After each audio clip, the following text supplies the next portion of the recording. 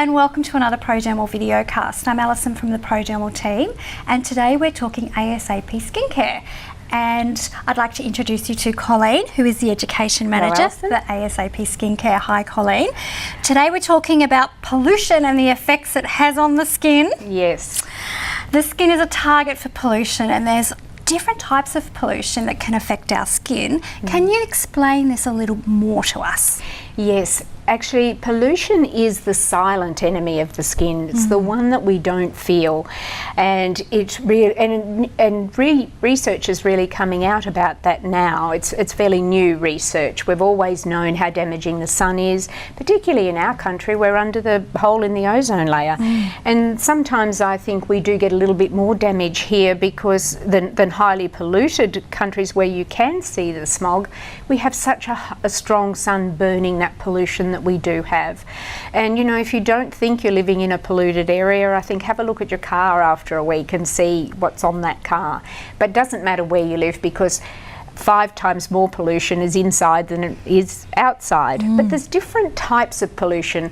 There's 2 main types. The first one is called particulate matter, and the particulate matter are like little balls of matter. On top of that, they have little spikes, and they're like needles.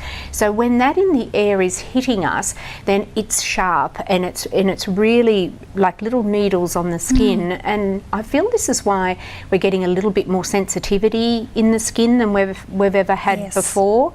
And this can be related to sun damage as well. But it's that particulate matter, it won't fit into the skin. But what's attached to that, the pesticides, the oils, and all of those things, is actually 20 times smaller than a pore. So of course that's going to filter through. So when that filters through into our pores, it triggers many things, many concerns in the skin. One of those things is inflammation. So when you're triggering that inflammation and soreness in the skin, and then you're being hit by the sharpness, I think this is a real key for sensitivity in the skin.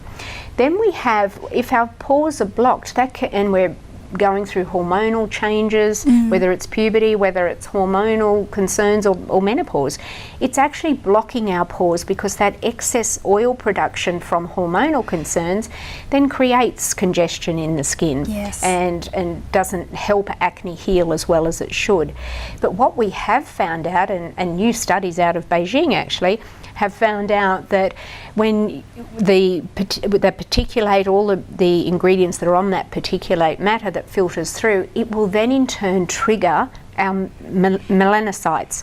So we're finding studies now showing that we're getting pigmentation much earlier in our skin. In our mid-20s, we're seeing signs of pigmentation, which is being triggered by pollution, where previously, over the years, we've always had that triggered by light, and more into our 40s and 50s. But that's just one form of your pollution. The other form is the gases. You know, what we're breathing in as well. And, you know, in fact, in the UK, they did a lot of studies on this because of lung damage and lung concerns. So we really do have to take pollution seriously in our skin. We have, the very first thing I think you have to do for pollution is teach everybody how to clean their skin correctly. So cleaning, when we clean anything, we use a cloth, a cleaner, and water. But for some reason, when we get in that shower, we think our hands are great. So what we need to do is teach everybody how to use a cloth. Get rid of that grease and grime of the day. A couple of rinses as well. Your cleanser is important. A little bit of exfoliation every day will help loosen anything that's in a pore, and that will super clean the skin. It doesn't have to be harsh, it just has to be regular that you're doing that. And then we have to prevent with antioxidants.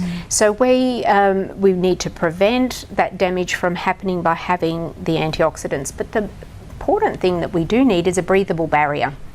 And a breathable barrier for us is a zinc-based product, because a micronized zinc-based product will sit across the skin and help protect that, particularly in a mineral makeup.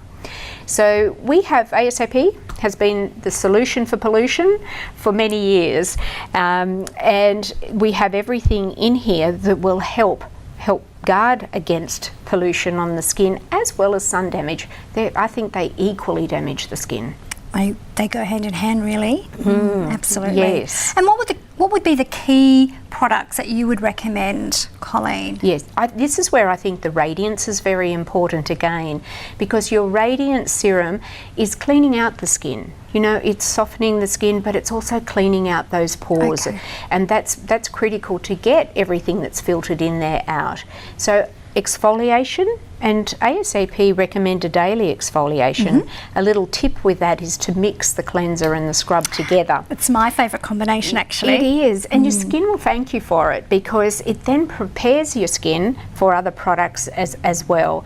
But Radiance is particularly important, I feel, and then your sunscreen. But looking for sunscreens with zinc. Remember, your zinc, a micronized zinc, is a bigger crystal to fit across the pores, and that will help create that breathable barrier on the skin, simply like a fish scale does. You know, a breathable barrier on the skin, but mineral makeup is the key. Absolutely. So the ASAP Pure Mineral makeup is Yes. sensational. Yes, and it's a skincare item. Absolutely. Yes. Excellent. Thank you so much, Colleen. My pleasure. And thank you for watching another Prodermal videocast. We'll see you again soon.